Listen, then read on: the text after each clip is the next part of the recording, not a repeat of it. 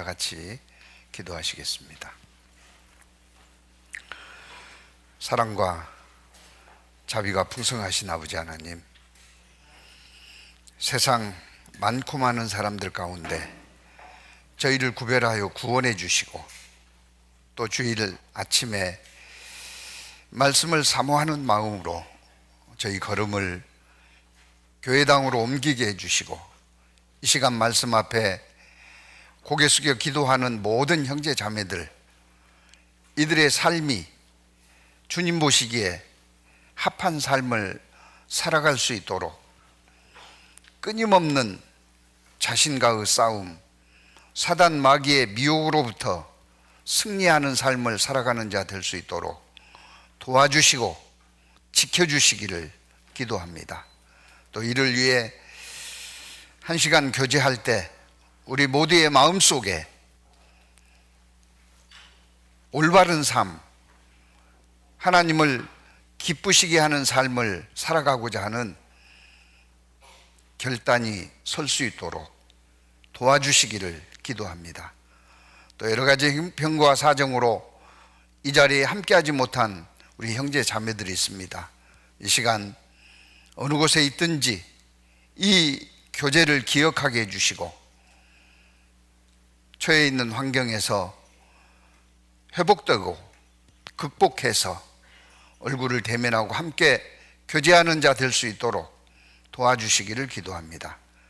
이 시간에도 혼자 두지 마시고 성령께서 동행해 주시고, 배웠던 말씀들 되새겨보는 시간 허락해 주시고, 두셋이 모여 있다면 주님을 찬송하는 시간으로 인도해 주시기를 부탁드립니다. 특별히 마음 가운데 어려움이 있는 형제 자매들 말씀 속에서 해결해 주시고, 기쁜 마음으로, 감사한 마음으로, 은혜에 보답하는 마음으로 우리의 삶들이 이어질 수 있도록 도와주시기를 다시 한번 부탁드립니다. 저희를 구원하시고 살아계시는 우리 주 예수 그리스도의 이름으로 감사하며 기도드립니다. 아멘. 사도행전, 신약성경 사도행전 21장 말씀, 사도행전 21장 제가 몇 구절 건너뛰면서 읽겠습니다.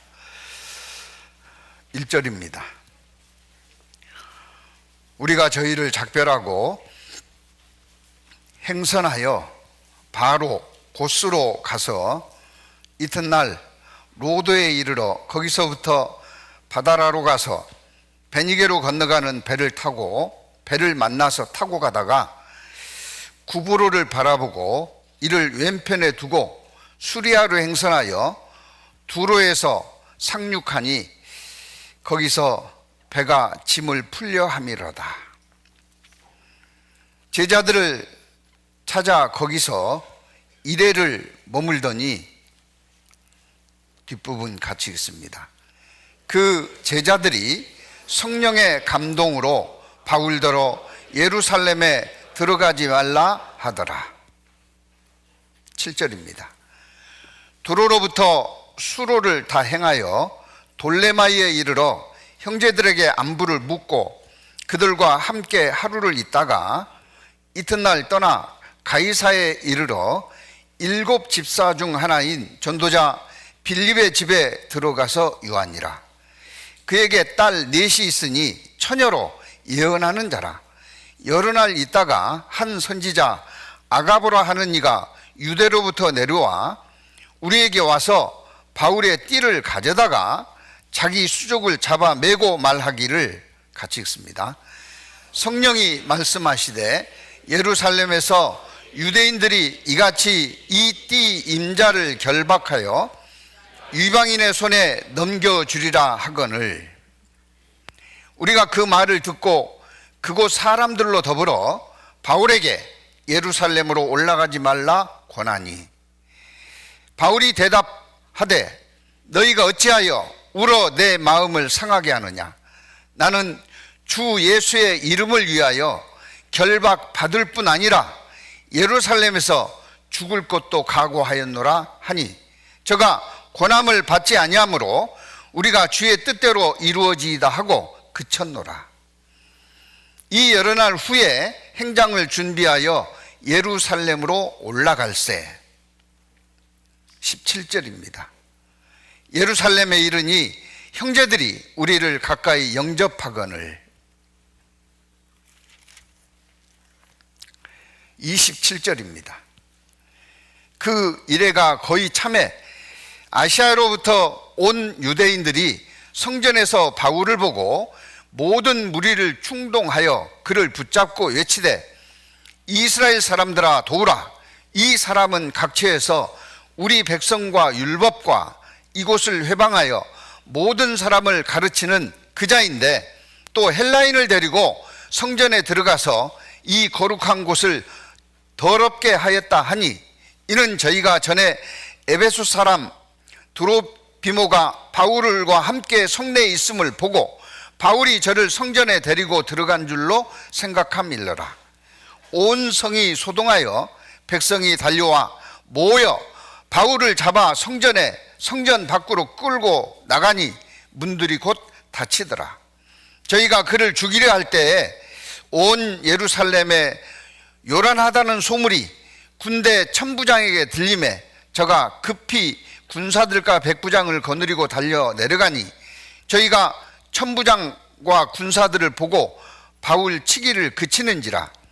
이에 천부장이 가까이 가서 바울을 잡아 두 쇠사슬로 결박하라 명하고, 누구며 무슨 일을 하였느냐 물으니, 무리 가운데서 어떤 이는 이 말로 어떤 이는 저 말로 부르짖거늘 천부장이 소동을 인하여 그 사실을 알 수 없어 그를 영문 안으로 데려가라 명하니라. 37절입니다. 바울을 데리고 영문으로 들어가려 할 그때에 바울이 천부장더러 이르되, 내가 당신에게 말할 수 있느뇨? 가로되 내가 헬라 말을 아느냐? 그러면 내가 이전에 난을 일으켜 4천의 자객을 거느리고 광야로 가던 애굽인이 아니냐? 바울이 가로되 나는 유대인이라 소읍이 아닌 길리게아 다소성의 시민이라. 청컨대 백성에게 말하기를 허락하라 하니 천부장이 허락하거늘 바울이 층대 위에 서서 백성에게 손짓하여 크게 종령이 한 후에 히브리 방언으로 말하여 가로되, 부형들아, 내가 지금까지 너희 앞에서 변명하는 말을 들으라 하더라.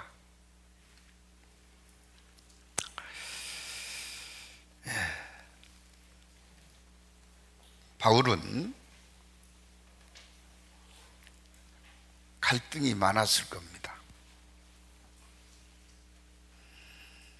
두로에서 제자 중에 한 사람이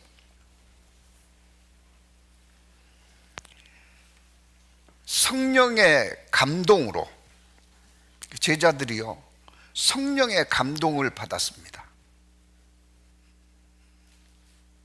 바울더러 예루살렘에 들어가지 말라 했습니다.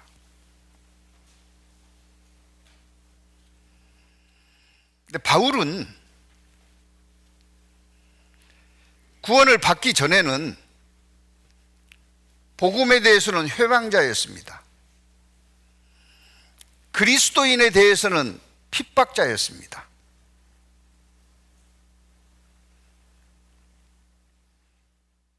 스데반 집사를 죽이는데 앞장서서 죽였습니다. 그런 바울이었는데 더 많은 예수 그리스도 복음을 전하는 자들을 체포하기 위해서 대제사장들로부터 영장을 받아가지고, 체포영장이죠, 다메섹으로 가던 가운데 주님의 음성을 듣습니다. 그리고 지난 삶을 회개하고 구원을 받습니다. 아나니아가 바울을 만났을 때 바울에게 형제여 하고 불렀습니다. 그 이유, 사도 바울의 마음속에는 복음을 위해서 살겠다고 하는, 특별히 사도 바울은 갈라디아 성도들에게 말했던 것처럼 이방인의 사도로 이방인에게 복음을 증거하기 위해서 자신을 부르셨다는 그 부름을 바울은 간직하고 살았습니다. 갈라디아서 2장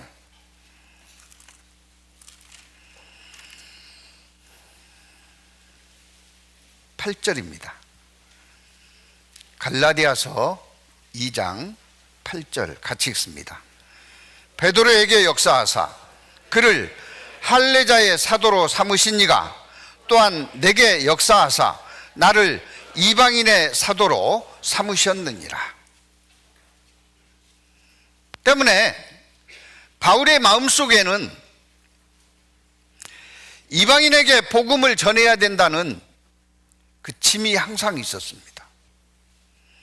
나를 이방인의 사도로 부르셨는데 이방인에게 복음을 증거하는 삶을 살아야 마땅한데, 지금 바울이 처해 있는 환경들은 유대인들에게 둘러싸여 있습니다. 바울을 죽이지 아니하고는 식음을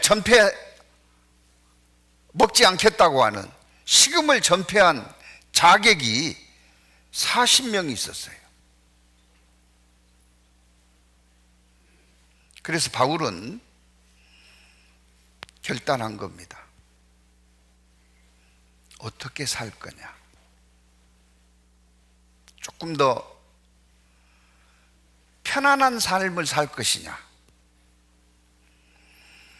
하나님이 주시는 평강한 삶을 살 것이냐? 편 아니냐? 평 아니냐? 갈등에서, 밀당해서 바울은 결심했습니다. 1차, 2차, 3차 선교 여행을 마친 직후라고 생각이 들어요. 그래서 3차 선교 여행이 에베소를 떠나서 두로에 돌아오면서 마무리됐는데요, 이미 에베소를 떠날 때 마음에 결심이 있었습니다.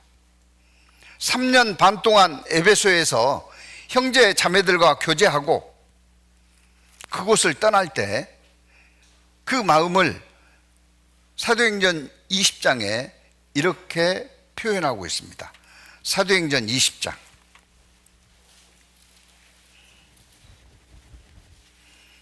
17절입니다.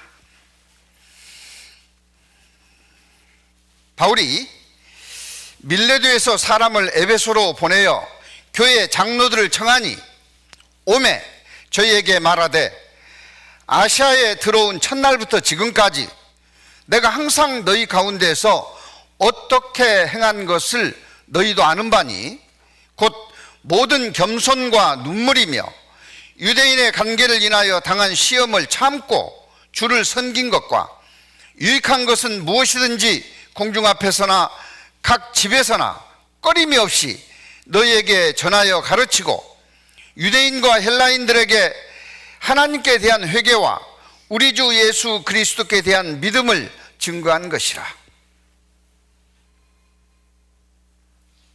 절묘한 타이밍이네요. 소용없어요, 끄라게도. 그것도 개인과의 밀당에 해당됩니다.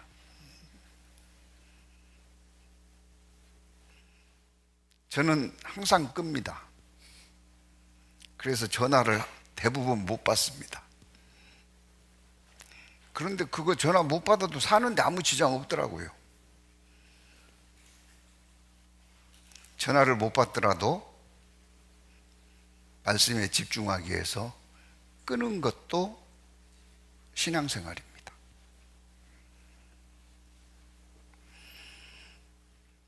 지금 스마트폰이 울린 분을 곤란케 하기 위해서 드린 말씀은 아닙니다.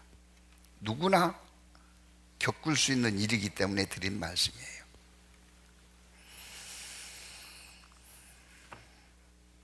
바울은 이방인의 사도로 하나님을 나를 부르셨는데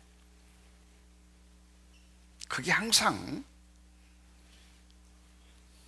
마음 가운데 매임이 됐습니다. 언제 이방인들에게 복음을 전하기 위해서 나설까? 큰 짐이었습니다. 드디어 결단한 거죠. 22절입니다. 24절까지 같이 읽겠습니다. 보라, 이제 나는 심령의 매임을 받아 예루살렘으로 가는데 저기서 무슨 일을 만났는지 알지 못하노라. 오직 성령이 각 성에서 내게 증거하여 결박과 환난이 나를 기다린다 하시나 나의 달려갈 길과 주 예수께 받은 사명 곧 하나님의 은혜의 복음을 증거하는 일을 마치려 하면은 나의 생명을 조금도 귀한 것으로 여기지 아니하노라. 목숨 내놓은 겁니다. 나의 생명을 복음을 위해서 조금도 귀한 것으로 생각하지 않겠다. 우리가 구원을 받잖아요. 우리가 받은 구원이 사도 바울이 받은 구원과 조금도 다르지 않습니다. 똑같습니다.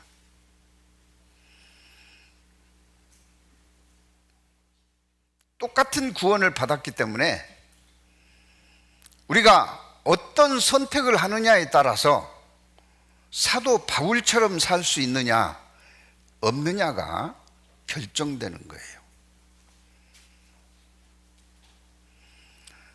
아담 하와 범죄함으로 우리는 이 땅에 태어날 때 영이 죽은 상태로 태어납니다.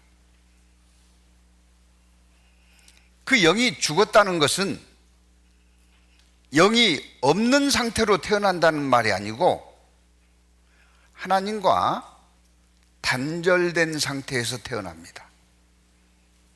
영은 하나님의 형상인데 하나님과 단절되어 있으니 하나님이 원하시는 하나님을 기쁘시게 하는 삶은 살 수 없는 겁니다. 그래서 육신이 자람으로 하는 일은 혼의 지시를 받으면서 점점 나면서부터 곁길로 나가는 겁니다. 하나님이 어디 있어? 하나님을 부정할 뿐만 아니라 하나님을 회방합니다. 하나님을 믿는 사람도 못 믿게 방해 놓습니다. 저도 참 부끄럽지만 지난날 학교 선생님 중에 신모 선생님이라고요, 아주 모태교인으로 독실한 크리스찬이 있었습니다. 사모님이 저를 굉장히 미워했어요. 왜냐하면 사모님이 자리만 비우면 뭐 친정애를 간다든지 아이가 아파서 병원에 데리고 간다든지 자리만 비면은 그 신선생님한테 제가 쫓아가가지고 밤새 술을 먹였으니까요. 거의 강제로 나하고 서름에 끊을 거냐고.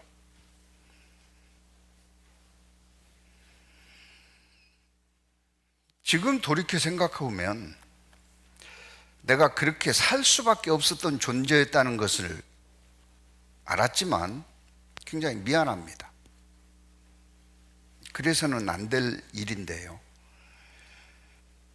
우리는 날 때부터 영이 죽어 있는 상태로 태어났기 때문에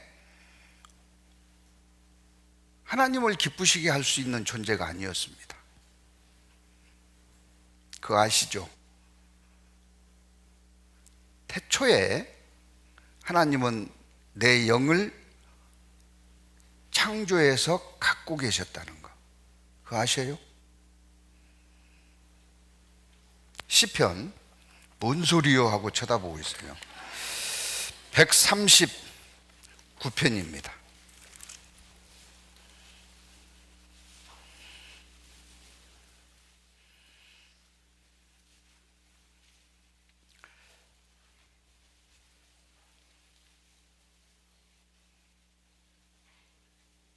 (1절입니다) 여호와여, 주께서 나를 감찰하시고 아셨나이다.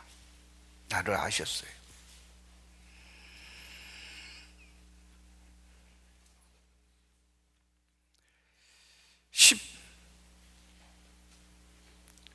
(14절입니다) 내가 주께 감사하옴은 나를 지으심이 신묘막측하심이라. 주의 행사가 기이함을 내 영혼이 잘 아나이다. 내가 은밀한 데서 지음을 받고 땅의 깊은 곳에서 기이하게 지음을 받을 때에 나의 형체가 주 앞에 숨기우지 못하였나이다. 같이 읽습니다. 내 형질이 이루기 전에 주의 눈이 보셨으며 나를 위하여 정한 날이 하나도 되기 전에 주의 책에 다 기록이 되었나이다. 하나님 앞에 인간의 역사가 지속되는 동안 태어날 모든 영혼들은 이미 하나님의 계획 속에 시작됐습니다. 그 영이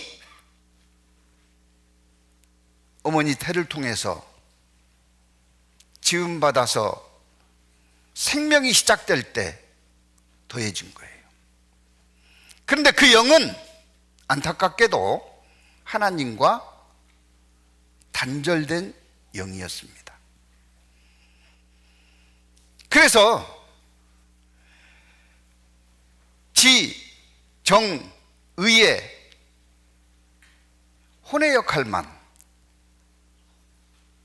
추구하고 살았습니다. 더 배우려고 그러고요. 더 느껴보려고 그러고요. 음식을 먹어도 더 맛있는 것 없나? 쾌락을 추구해도요, 더 신나고 재미있는 거 없나? 그리고 더 이루려고요. 남들보다 더 높은 자리, 남들보다 더 부유한 삶을 살기 위해서, 남들보다 더 존경받기 위해서 얼마나 많은 피나는 노력을 하고 살았습니까? 그게 다인 줄 안 겁니다. 왜요? 영이 단절되어 있었기 때문에. 그 일을 하다가 죽어요. 가끔 TV 인터뷰 내용들을 들어볼 때요, 너무 훌륭한, 인간적으로 훌륭한 사람들 많습니다. 자기는 전셋집에 살면서 수십억 기부를 하는 사람도 있고요, 자기는 나는 보통 사람으로 살아야 되겠다는 가치관을 정해놓고요, 얼마든지 누리고 살 수 있는 기회, 특권 스스로 포기하고 검소하게 보통 사람으로 살아가는 훌륭한 사람들 많습니다.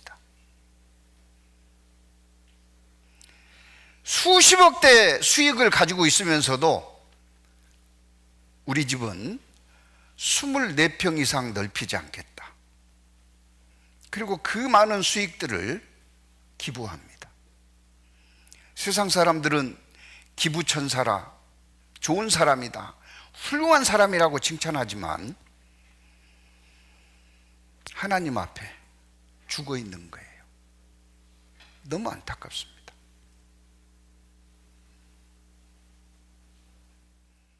천만다행으로 이건 기적입니다. 구원받은 한 사람을 만났기에 복음을 들을 수 있었고 구원을 받았습니다. 이제 하나님과 끊겨졌던, 단절되었던 영이 하나님과 연결된 시작점이 된 겁니다. 혼은 육에 속했습니다. 혼이 육에 속했다는 것을 과학자들이 부단한 연구 끝에 찾아냈어요. 어떻게 해요? 기분 좋을 때 뇌가 반응하는 뇌파가 달라요. 슬플 때 뇌가 반응하는 뇌파가 다릅니다. 그래서 혼은 육에 속했기 때문에 혼을 지칭할 때 육혼이라고 하는 거예요. 그러나 영은 하나님께 속해 있습니다. 그 영혼이 하나님께 속해 있어서 혼과 구분할 때 영혼이라고 하는 거예요. 근데 그 영혼은 여지껏 그 육혼에 지배받고 있는 육체 속에 이제 하나님과 연결이 되어서 무엇인가를, 하나님의 뜻 가운데 하나님을 기쁘시게 하는 삶을 살고자 시도합니다. 밀당이 시작됐습니다.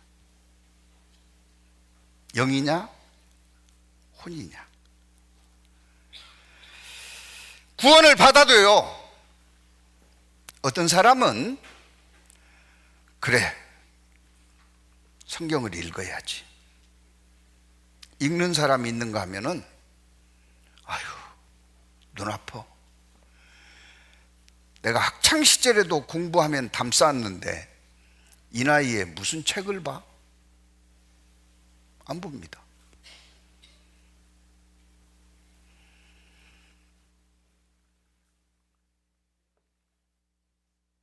그럼 설교라도 들어야지.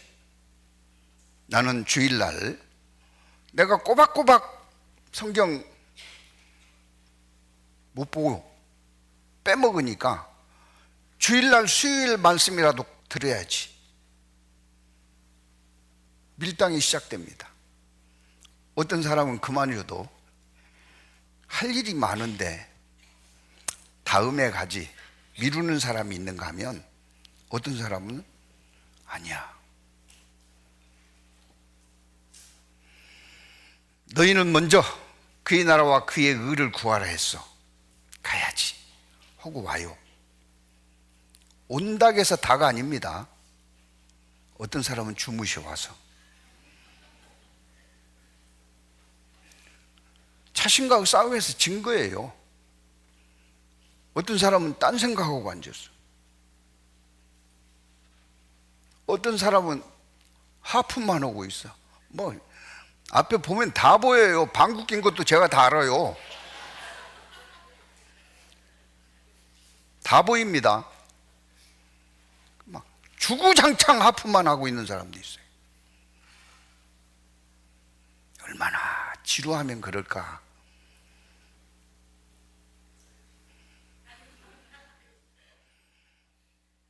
그런가 하면 어떤 사람은요, 한 말씀이라도 안 놓치려고 이렇게 하고 앉았어요.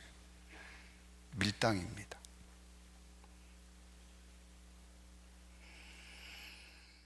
교제에 나가는 것도 마찬가지예요. 포도나무가 열매를 맺는 것은 가지에서 맺고 그 가지가 열매를 맺기 위해서는 나무에 붙어 있어야 된다고 배웠지. 내가 이제 영적인 열매를 맺기 위해서는 어찌됐든 교제에 나가야 되겠다. 누구나 그 마음은 먹습니다. 그런데 어떤 사람은 교제에 나오는가 하면 어떤 사람은 교제에 나오지 않습니다. 밀당해서 진 겁니다. 교제에 나와서도 마찬가지예요. 어떤 사람은 영의 양식을 꼼꼼하게 챙겨 먹는 사람이 있는가 하면 어떤 사람은 문제만 받고 가요. 신앙생활은 영과 혼에 밀고 당기는 밀당이다. 어떤 삶을 살아야 할까요?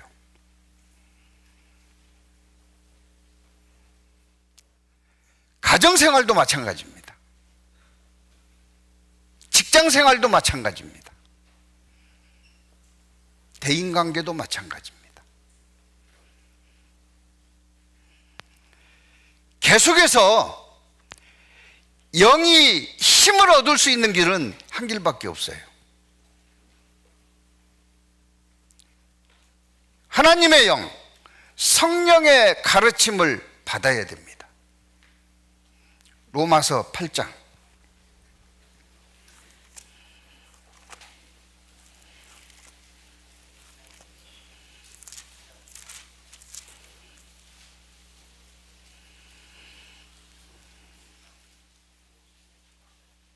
12절, 로마서 8장 12절. 그러므로 형제들아, 우리가 빚진 자로 돼 육신에게 져서 육신대로 살 것이 아니니라. 너희가 육신대로 살면 반드시 죽을 것이로되 영으로서 몸의 행실을 죽이면 살리니 무릇 하나님의 영으로 인도함을 받는 그들은 곧 하나님의 아들이라. 너희는 다시 무서워하는 종의 영을 받지 아니하였고 양자의 영을 받았으므로 아바 아버지라 부르짖느니라. 16절 같이 읽습니다. 성령이 친히 우리 영으로 더불어 우리가 하나님의 자녀인 것을 증거하시나니 자녀이면 또한 후사 곧 하나님의 후사요 그리스도와 함께한 후사니 우리가 그와 함께 영광을 받기 위하여 고난도 함께 받아야 될 것이니라. 성령이 이야기하고 있어요. 하나님의 자녀답게 정체성을 가지고 살 것을 성령은 이야기하고 있습니다. 근데 육혼에게 지는 거예요. 나 피곤해. 나 바빠. 다음에 해야지. 오늘은 안 돼. 언제까지요? 사람은 언제 죽음이 찾아올지 모릅니다. 너는 내일 일을 자랑하지 말라. 하루 동안에 내게 무슨 일이 날련지 알 수 없음이니라. 언제 죽을지 몰라요. 어느 날 하나님 앞에 설 겁니다. 미룰 수 있는 시간이 없어요. 우리 영이 성령의 가르침을 어린아이가 젖을 먹듯이 꿀꺽꿀꺽 받아 먹잖아요. 어떨 때는 막 숨을 못 쉴 정도로 빨아먹습니다. 대단합니다. 그렇게 성령의 가르침을 받아야 돼요. 그래야 영이 힘이 생깁니다. 힘이 생겨야 혼하고 줄다리기 할 때 이길 수 있어요? 힘이 없어도 이겨요? 힘이 없어도 하나님이 이기게 해주십니까? 아니에요. 힘이 있어야 이기는 거예요. 바울은 무엇이 이기는 것인지 알았습니다. 어떻게 사는 것이 진짜 나의 삶인지를 알았어요. 그래서 생명을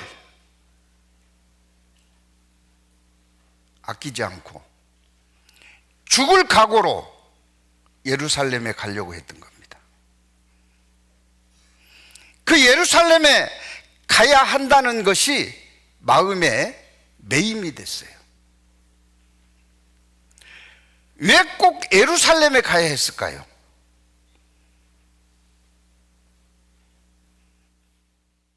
예루살렘은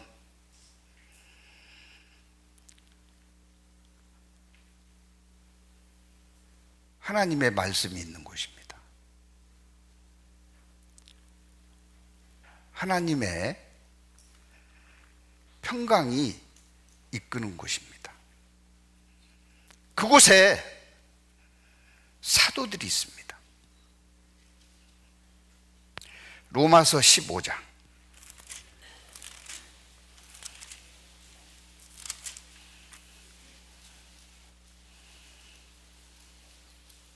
22절.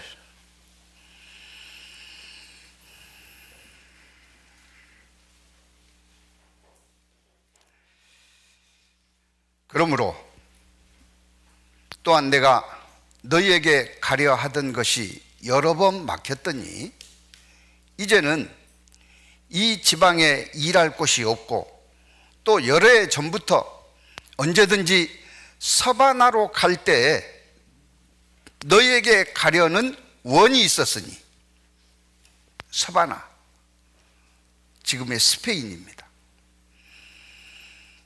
당시에는 스페인이 땅끝인 줄 알았어요.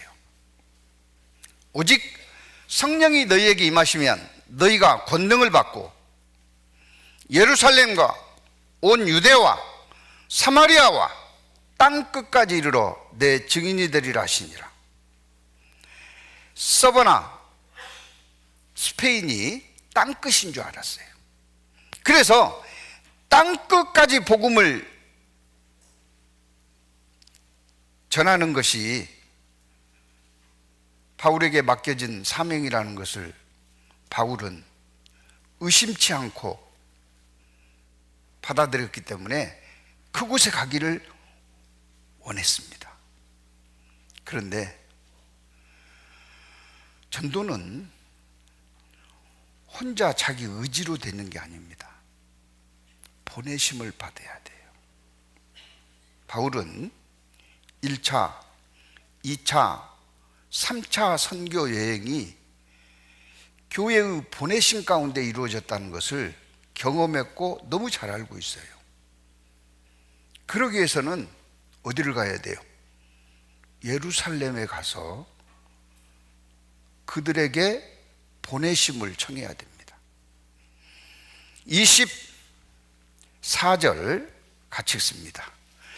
이는 지나가는 길에 너희를 보고 먼저 너희와 교제하여 약간 만족을 받은 후에 너희의 그리로 보내줌을 바람이라. 너희로, 로마인들이 그리로, 서바나 지역으로 보내주기를 원했던 겁니다.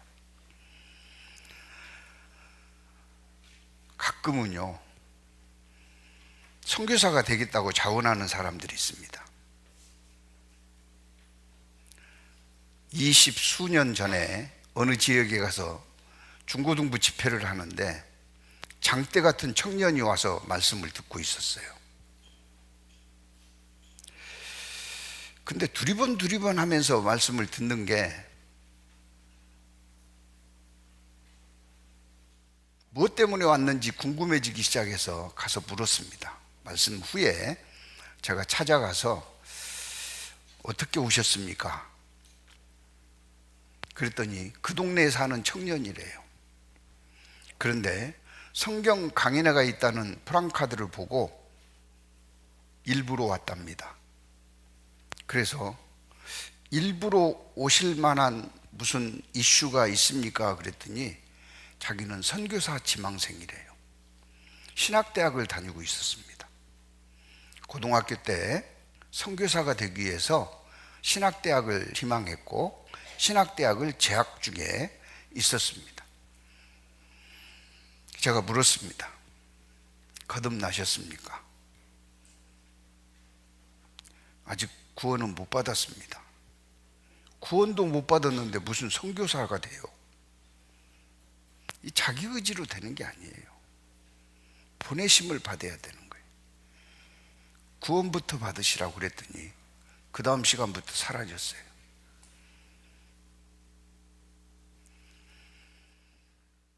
바울은 로마로부터 보내심을 받기를 원했습니다. 로마는 아무나 갑니까?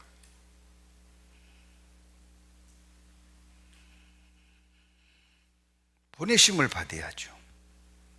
그러기 위해서 예루살렘이 불가피했습니다.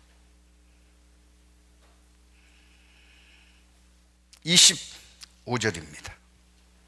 그러나 이제는 내가 성도를 섬기는 일로 예루살렘에 가노니. 예루살렘이 먼저입니다. 그동안 바울은 1차, 2차, 3차 10년 이상의 선교 여행을 다녔기 때문에요. 이제는 예루살렘의 성도 섬기는 일에 전념할 필요를 느꼈습니다. 또 26절입니다. 이는 마케도냐 아가야 사람들이 예루살렘 성도 중 가난한 자들을 위하여 기쁘게 얼마를 동정하였습니다. 선교 헌금을 부탁을 받았어요. 예루살렘에 핍박도 핍박이지만 흉년이 들어가지고요, 성도들이 굶고 있습니다. 그들에게 좀 전해달라고 하는 헌금을 받았기 때문에 요즘 같으면 계좌이체하면 참 좋을 텐데 갖다 줘야 돼요.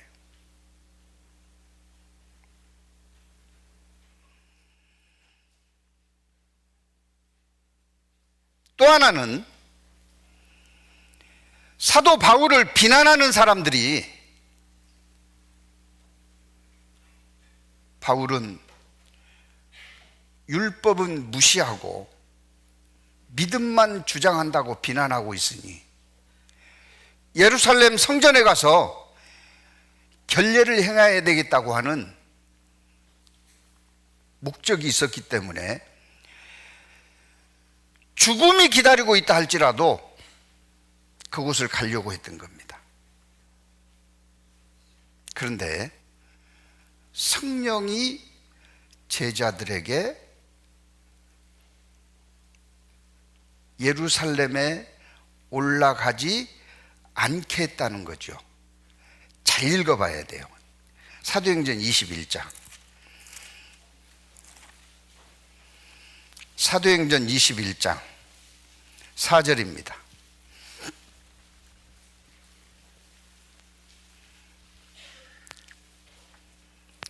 두로에서 있었던 일입니다. 제자들을 찾아 거기서 이래를 머물더니 일주일 동안 교제를 나누었습니다. 그 제자들이 성령의 감동으로 바울더러 예루살렘에 들어가지 말라 하더라. 성령의 감동으로 예루살렘에 들어가지 말라 그랬어요. 성령을 따라야 됩니까? 따라서는 안 될까요? 따라야죠. 그러면 예루살렘에 가야 됩니까? 안 가야 됩니까?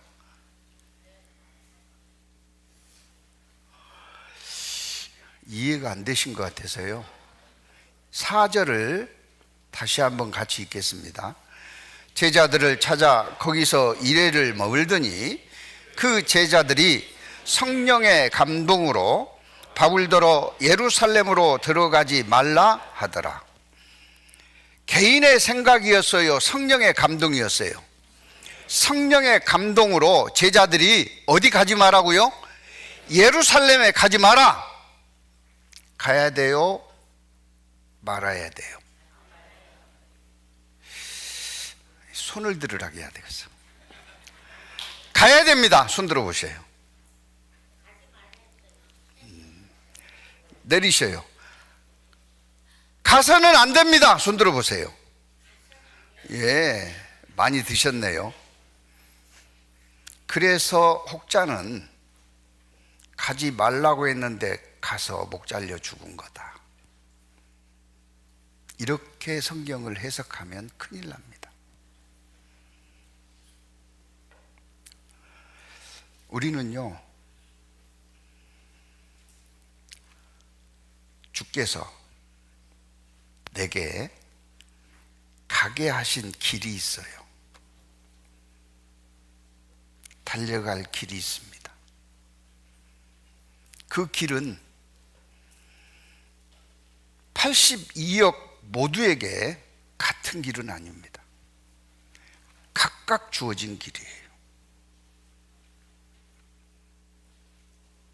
바울에게 주어진 길은 예루살렘 찍고 로마 찍고 이방인에게 복음 전하기를 정해놓은 길이 있어요.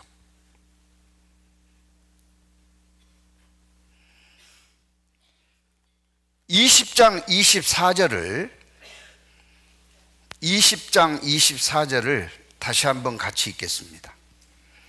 나의 달려갈 길과 주 예수께 받은 사명 곧 하나님의 은혜의 복음 증거하는 일을 마치려 하면은 나의 생명을 조금도 귀한 것으로 여기지 아니하노라. 사도 바울이 달려갈 길이 있어요.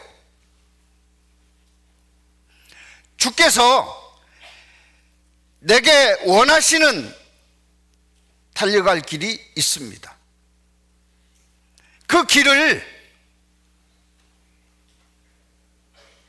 거부하면 안 되는 거예요. 어려움이 있다고요? 힘들다고요? 손해 많이 볼 거라고요? 죽을지도 모른다고요? 그 길을 회피하면 그것은 성령을 소멸시키는 겁니다.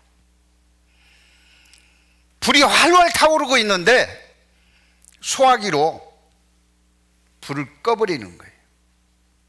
물을 끼얹는 겁니다. 그를 통해서는 하나님의 일은 진행될 수가 없습니다. 제자들에게 성령이 보여주었습니다. 예루살렘에 가면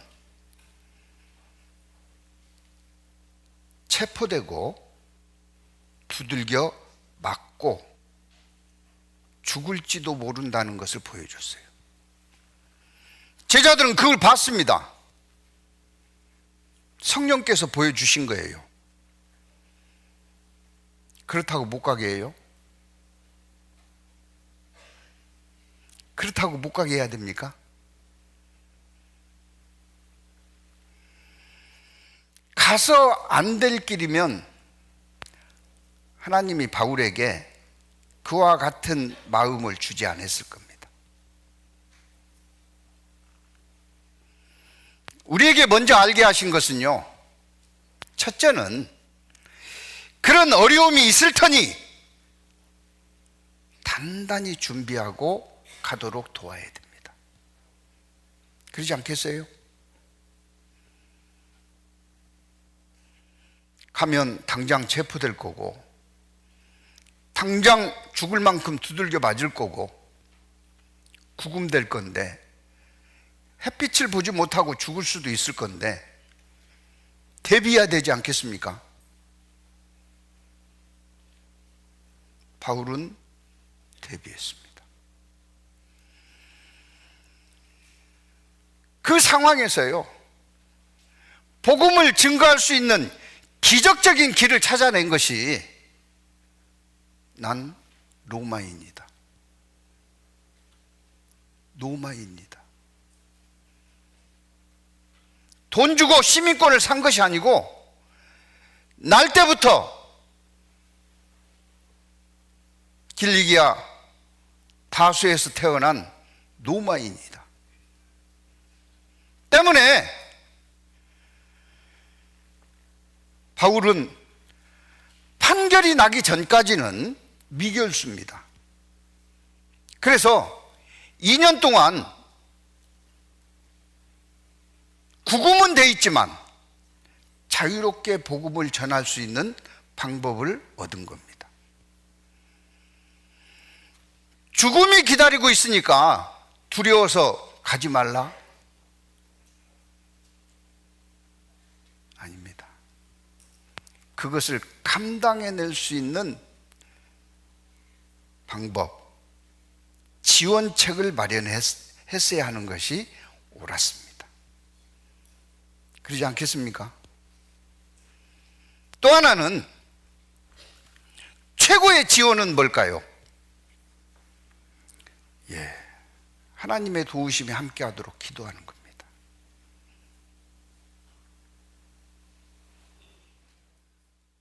북한에 미국인 국적으로 한국 사람이 북한에 복음을 전하기 위해서 들어갔다 나와서 한 이야기를 들었습니다. 지하교회라 그러죠. 교회당도 없이 믿음을 가진 몇몇 사람이 모여서 몰래 말씀 보고 기도하며 신앙생활을 해가는, 그들의 지도자급에 있는 한 노인을 만났습니다.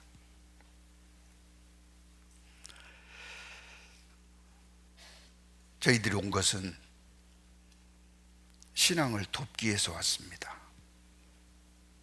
원하신다면 탈북을 도와드릴 수 있습니다. 탈북하면 신앙생활 할 수 있어요, 없어요? 할 수 있죠. 억지로 끌고 나올 수는 없죠.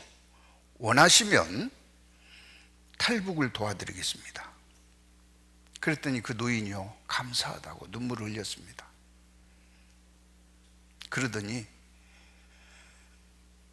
제가 너무 조급했습니다. 제게 기도할 시간을 좀 허락해 주시면 제가 기도부터 해보겠습니다. 그러세요. 한참 기도하고 나더니 그에게 돌아와서 이렇게 이야기했답니다. 제가 좀 전에 말씀을 잘못 드렸습니다. 탈북이 답이 아니고 우리가 이 얼어붙은 북한 땅에서 믿음을 지킬 수 있도록 저희를 위해서 기도해 주세요. 그랬답니다.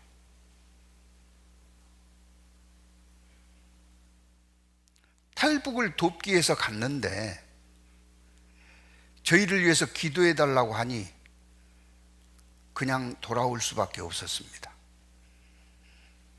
5년쯤 지나서 다시 들어갔습니다.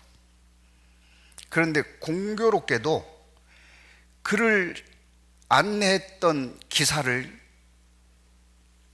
또 만난 거예요. 근데 그는 그 기사를 알아보지 못했는데 그 기사가 이 미국 국적의 한국 사람을 알아보고 제가 5년 전에 이 장소에 모시다 드렸는데 기억나냐고 물었답니다. 아, 그랬던 것 같습니다. 그랬더니 그분이 그랬대요. 그때 만난 그 노인을 비롯한 기독교인들은 다 죽었습니다.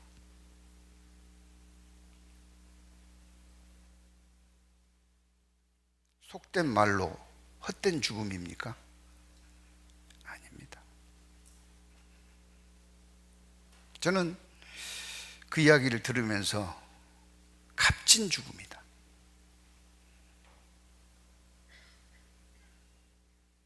그가 탈북을 도와서 탈북했다면 하나님 앞에 북한에서처럼 참된 신앙을 살았을까? 하나님은 그들에게 그 길을 허락하신 겁니다. 바울은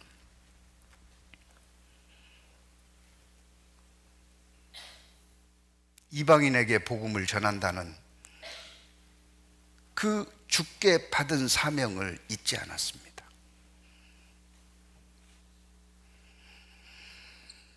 예루살렘에 갔습니다. 고집인가요? 그건 고집이 아닙니다.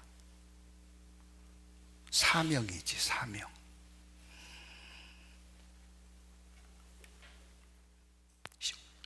사도행전 21장 5절입니다. 이 여러 날을 지난 후 우리가 떠나갈새 저희가 다 그 처자와 함께 성문 밖까지 전송하거늘 우리가 바닷가에서 무릎을 꿇어 기도하고 서로 작별한 후에 우리는 배에 오르고 저희는 집으로 돌아가니라. 밀당에서 이겼어요, 졌어요? 예? 바울은 이겼습니다. 우리도 끊임없는 신앙생활 가운데 밀당이 있을 거예요. 이겨야 됩니다.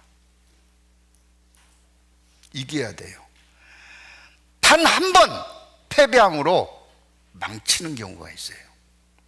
모세 얼마나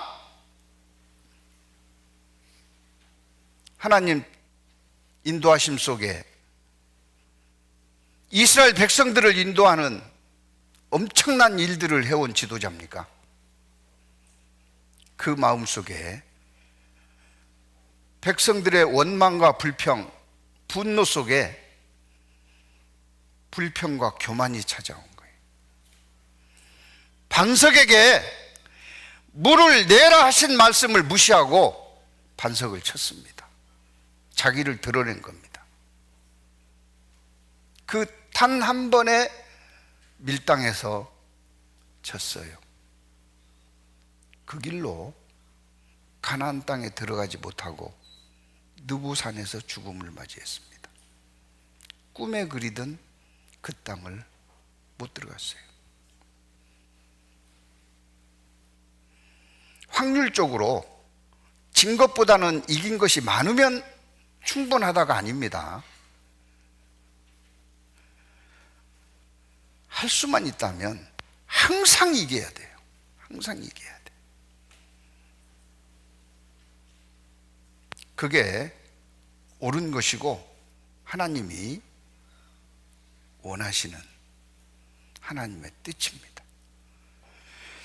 에베소서 5장. 에베소서 5장 15절입니다.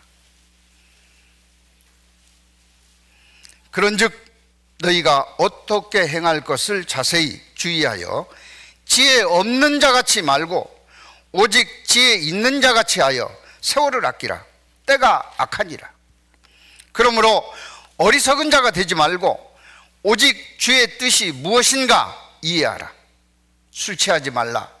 이는 방탕한 것이니 오직 성령의 충만함을 받으라. 시와 찬미와 신령한 노래들로 서로 화답하여 너희의 마음을 주께 노래하며 찬송하며 범사에 우리 주 예수 그리스도의 이름으로 항상 아버지 하나님께 감사하며 그리스도를 경외함으로 피차 복종하라.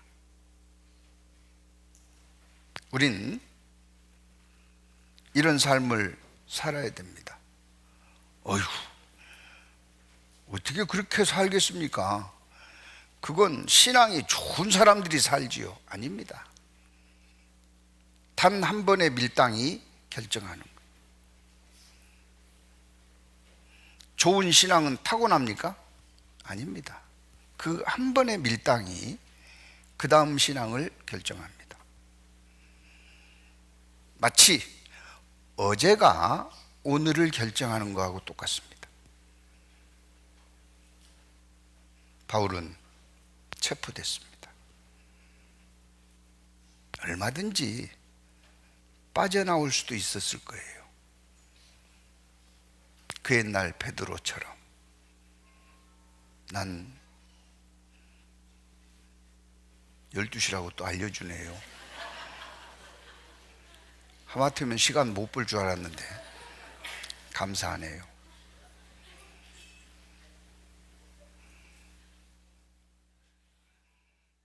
열두 시 때문에 잊어버렸어요. 바울은 베드로가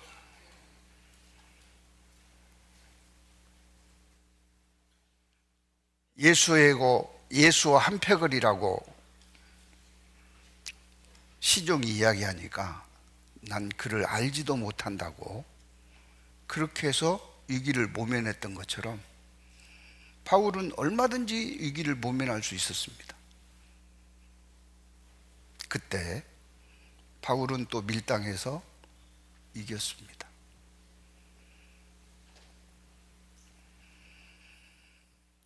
폴리캅, 초대교회 교부입니다.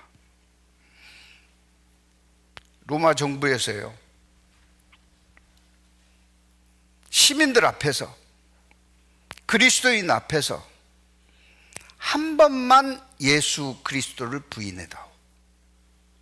그리하면 평생에, 남은 생애 동안 너의 믿음을 말하지 않겠다, 방해하지 않겠다. 한 번만 부인해다오. 로마 정부는 사정했습니다. 폴리캅은 그럴 수 없다고 그랬어요. 예수님은 나를 부인한 적이 없는데 내가 왜 그분을 부인하냐고. 그리고 그는 순교당했습니다. 밀당해서 이긴 거죠.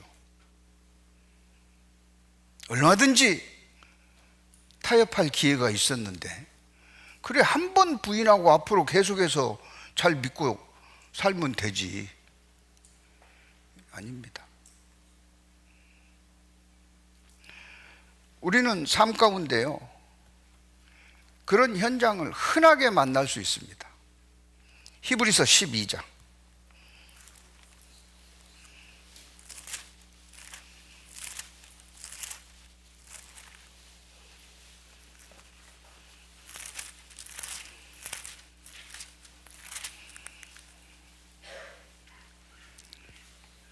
1절입니다.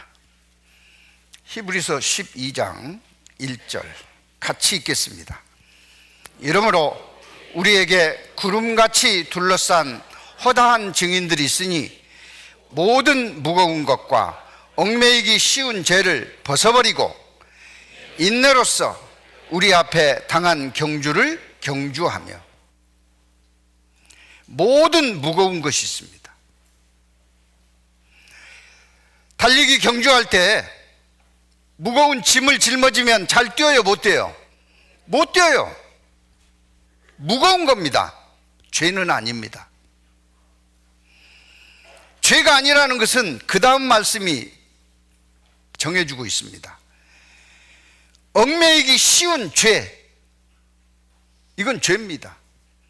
그리스도인이 해서 안 될 것들, 죄입니다. 그리스도인이 해서 안 될 것은 당연히 안 해야 되지만 무거운 것이 있어요. 죄는 아닌데 그 일을 하면 정상적인 신앙생활을 하기 어려운,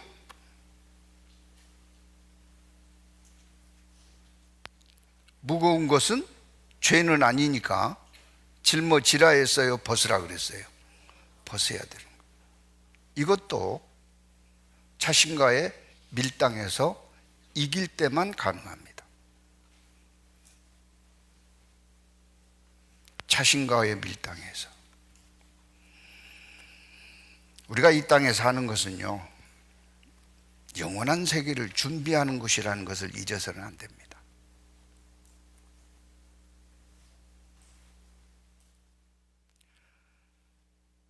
육신적인 삶을 살 것이냐, 영적인 삶을 살 것이냐. 바울은 체포되었음에도 불구하고 이겼습니다. 그리고 예루살렘에서 가이사라로 압송이 됩니다. 가이사라, 그곳은 요즘 한국어로 말하면 세종시 같은 곳이에요. 행정도시입니다.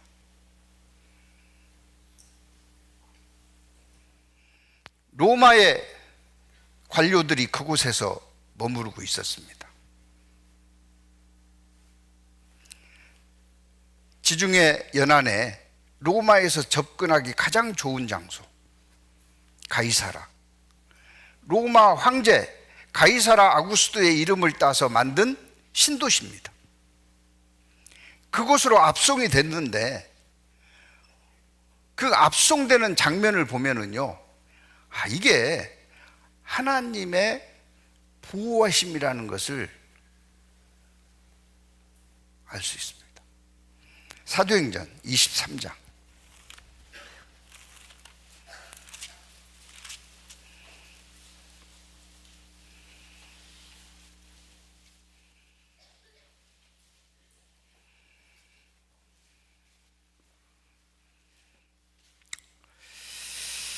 사도행전 23장 12절입니다.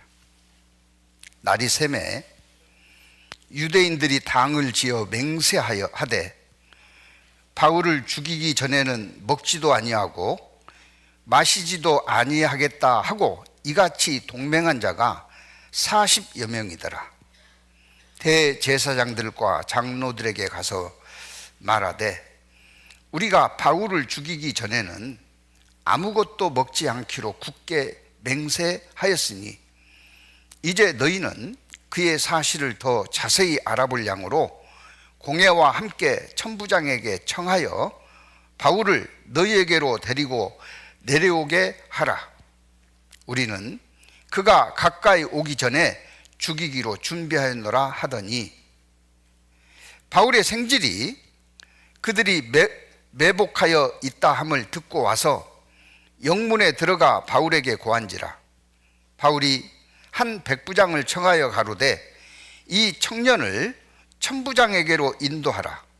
그에게 무슨 할 말이 있다 하니 천부장에게로 데리고 가서 가로되 죄수 바울이 나를 불러 이 청년이 당신께 할 말이 있다 하여 데리고 가기를 청하더이다 하매, 천부장이 그 손을 잡고 물러가서 종령이 묻되 내게 할 말이 무엇이냐 대답하되 유대인들이 공모하기를 저희가 바울에 대하여 더 자세한 것을 묻기 위함이라 하고 내일 그를 데리고 공회에 내려오기를 당신께 청하자 하였으니 당신이 저희 청함을 좇지 마옵소서. 저희 중에서 바울을 죽이기 전에 먹지도 않고 마시지도 않기로 맹세한 자 40여 명이 그를 죽이려고 숨어서 지금 다 준비하고 당신의 허락만 기다리다 하매, 바울은 이제 살 길이 없습니다. 40명의 자객이 기다리고 있습니다.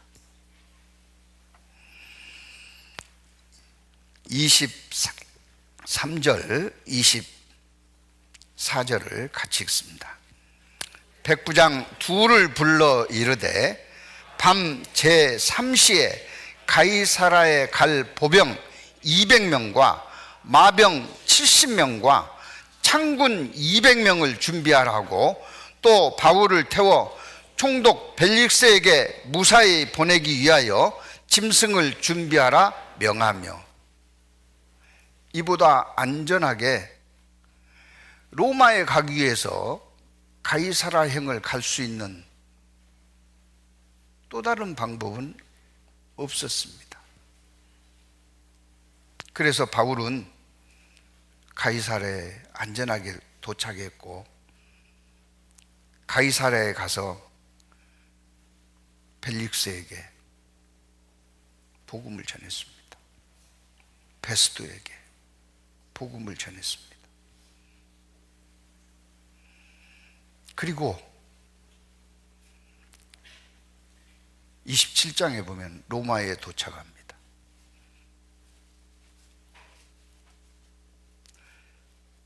하나님이 원하시던 길이었습니다. 육신의 생각으로 얼마든지 밀당해서 질 수 있었지만 바울은 이겼습니다. 우리도 우리에게 하나님이 원하시는 길이 있습니다. 왜요? 구원을 받았기 때문에. 구원을 받은 우리에게 원하시는 길이 있어요. 삶 속에는 두 길이 있다라고 잘 아시죠? 예레미야 21장.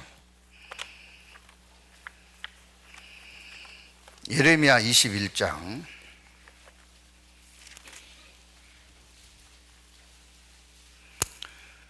8절입니다. 예레미야 21장 8절을 같이 읽습니다. 여호와께서 가라사대 너는 또 이 백성에게 여호와께서 이같이 말씀하신다 하라.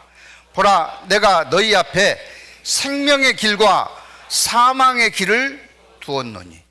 두 길이 있습니다. 생명의 길과 사망의 길. 우리는 무슨 길을 걸어야 할까요? 생명의 길을 걸어야 돼요. 구원을 받았다는 것은 생명의 길에 시작됐다는 거예요. 생명의 길에 첫 발을 내디딘 겁니다.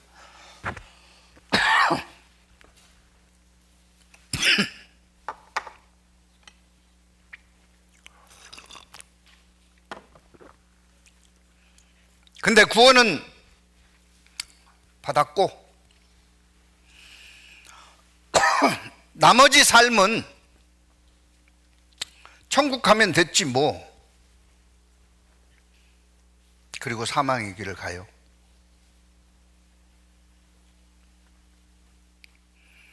무슨 부귀 영화를 누리겠다고. 어리석은 겁니다. 어리석은 거예요. 생명의 길을 걸어야 돼요. 진리의 길을 걸어야 됩니다. 요한복음 14장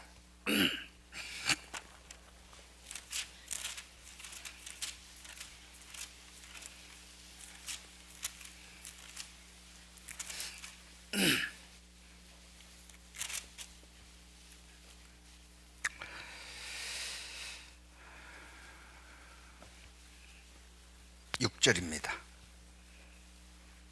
요한복음 14장 6절 같이 읽습니다. 예수께서 가라사대 내가 곧 길이요 진리요 생명이니 나로 말미암지 않고는 아버지께로 올 자가 없느니라. 진리의 길을 걸어야 돼요.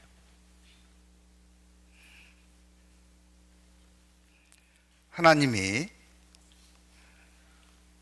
허락해 놓으신 성경 속의 길. 예레미야 6장에서는 옛길이라고 이야기합니다. 선조들이 걸었던 길. 말씀을 지키며 걸었던 길입니다. 실패하면 안 돼요. 진리의 길. 그 문은 좁고 길은 협착하다 그랬어요.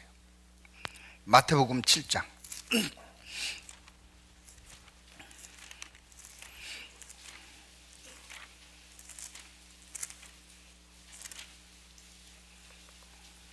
13절 14절입니다. 마태복음 7장 13절 14절 같이 읽습니다. 좁은 문으로 들어가라. 멸망으로 인도하는 문은 크고 그 길이 넓어 그리로 들어가는 자가 많고, 생명으로 인도하는 문은 좁고 길이 협착하여 찾는 이가 적으니라. 우리는 좁은 문, 좁은 길을 가야 돼요. 구원받은 사람은 좁은 문에 들어섰습니다. 예수 그리스도를 통과했어요. 그러면 구원받은 이후의 길은 넓은 길을 찾으면 안 됩니다. 좁은 길을 걸어야 돼요. 힘들지라도, 불편할지라도, 고통스러울지라도,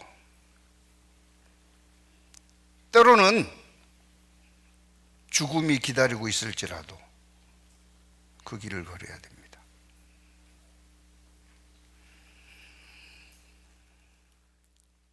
주님 앞에 섰을 때 그것만 남아요. 시편 119편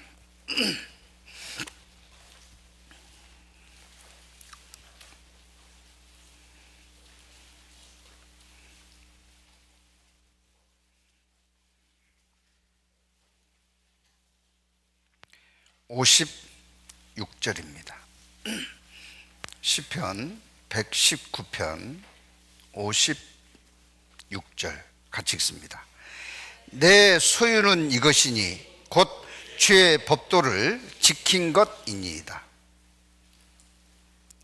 내 소유, 진정한 내 것은 지금 내가 가지고 누리는 것은 아닙니다. 잘 아시죠? 공술의 공수거. 진정한 내 것은 뭐예요? 주의 법도를 지킨 것입니다. 밀당해서 육신에게 지지 않고 이겨낸 거예요. 우리에게 걷기 원하시는 길이 있습니다. 사도행전 1장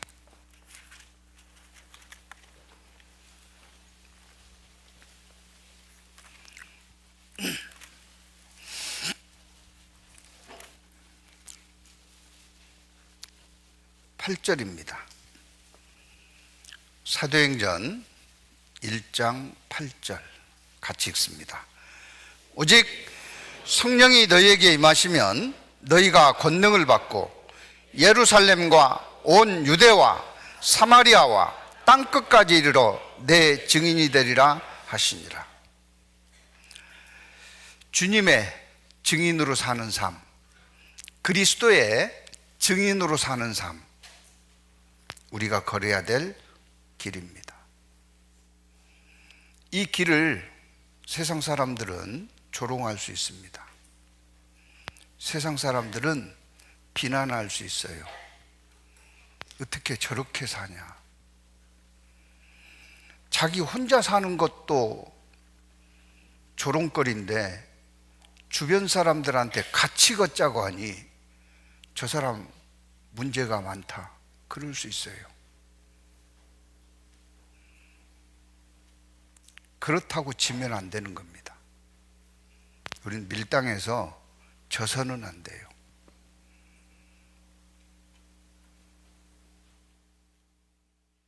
성령의 인도하심을 잘 따라서 걸어야 됩니다. 내일부터 대집회가 있습니다. 우리에게 걷게 하신 길입니다. 아무리 중요한 일, 급한 일, 바쁜 일이 있어도 그 시간에 함께 하는 것이 그 길을 걷는 것이고, 그것이 가장 값진 거고 가장 귀한 겁니다. 그것이 영원한 것이에요. 그보다 귀한 게 어디 있어요? 우리는 그 길을 걸어야 됩니다. 주님이 그 길을 걷도록 성령을 보내셔서 우리를 일깨우셔요. 갈라디아서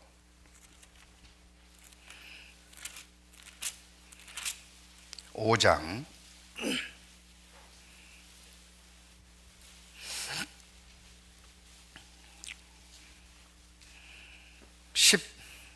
16절입니다.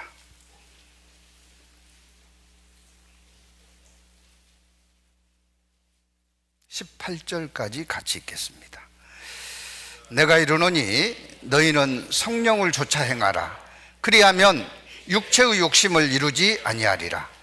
육체의 소욕은 성령을 거스리고 성령의 소욕은 육체를 거스리나니 이 둘이 서로 대적하므로 너희의 원하는 것을 하지 못하게 하려 함이니라. 너희가 만일 성령의 인도하시는 바가 되면 율법 아래에 있지 아니하리라. 너희가 만일 성령의 인도하시는 바가 되면 밀당에서 승리하면 율법 아래에 있지 아니하리라. 은혜 아래에 있다는 거죠. 모든 게 은혜일 겁니다. 사람의 눈으로 보기에 좋은 것만 은혜가 아니라요, 모든 게 은혜가 될 거예요. 세웅지 마라는 말 있잖아요.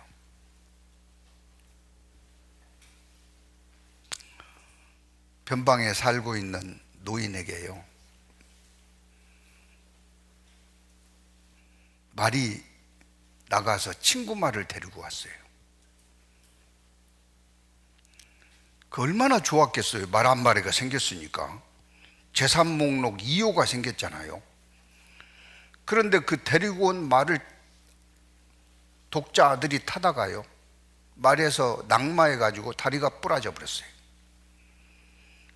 지금이야 뭐 정형외과 가서 치료하면 몇 달 뒤에는 정상적인 걸음을 할 수 있겠지만, 당시에는 그런 의술이 없었기 때문에 절름발이가 됐습니다.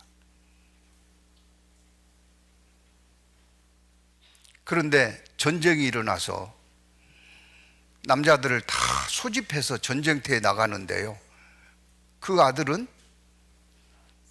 전쟁터에 나갈 수가 없는 거예요. 보행이 불편한데 어떻게 전쟁을 해요? 그래서 전쟁터에 나가지 않고 목숨을 건졌다고 세웅지 말하고.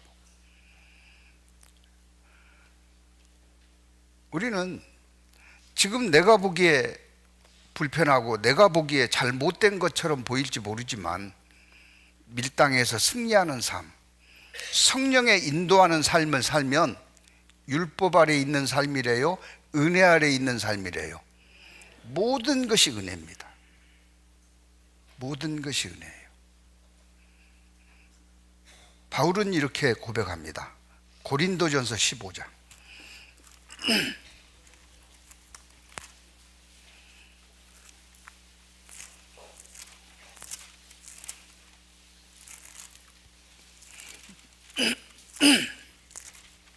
고린도전서 15장 10절입니다. 같이 읽겠습니다. 그러나 나의 나단 것은 하나님의 은혜로 된 것이니 내게 주신 그의 은혜가 헛되지 아니하여 내가 모든 사도보다 더 많이 수고하였으나 내가 아니요 오직 나와 함께 하신 하나님의 은혜로다.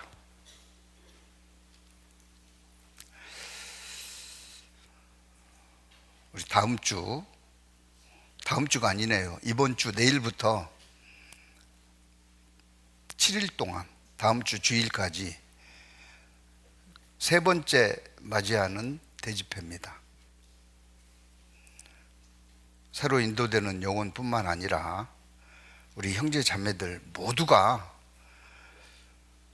자신과의 싸움에서, 세상과의 싸움에서 밀당해서 이겨내는, 그로 말미암아 모든 것이 은혜로 여기는 삶을 살아가는 우리 오산교회 형제 자매들이 되었으면 좋겠습니다. 어찌 생각하면요, 강사님이 갑자기 개인 사정이 생겨서 강사가 바뀐 것도 뭐예요? 은혜로다. 그렇게 여겨주면 얼마나 좋겠어요. 왜 담임 목사가 또 해? 난 새로운 분 설교를 듣고 싶은데. 그렇습니까? 모든 것이 은혜로다. 밀당에서 이깁시다. 이렇게 밀당을 주제로 교제를 나누었음에도 불구하고 고꾸라져서는 안 되겠죠. 옆에 사람이 혹시 밀리면은요, 어떻게 하면 돼요? 같이 당겨주면 되죠. 그렇게 해서 이겨내는, 승리하는 우리 오산교회 형제 자매들이 되었으면 좋겠습니다. 기도하시겠습니다. 사랑과 자비가 풍성하신 아버지 하나님, 사도 바울과 제자들, 그리고 유대 백성들, 그들의 삶을 통해서 사도 바울이 주께 받은 사명, 그 사명만을 위해서 승리하며 끝까지 이겨냈던 삶을 통해서 밀당이라는 제목으로 함께 나누었습니다. 많은 선택의 기로에 있을 때 하나님의 뜻을 좇아서 승리하는, 선택하는 우리 오산교회 형제 자매들이 될 수 있도록 매 순간순간 하나님 능력으로 함께 해주시고 도와주시고 붙잡아 주시고 든든히 세워주시기를 기도합니다.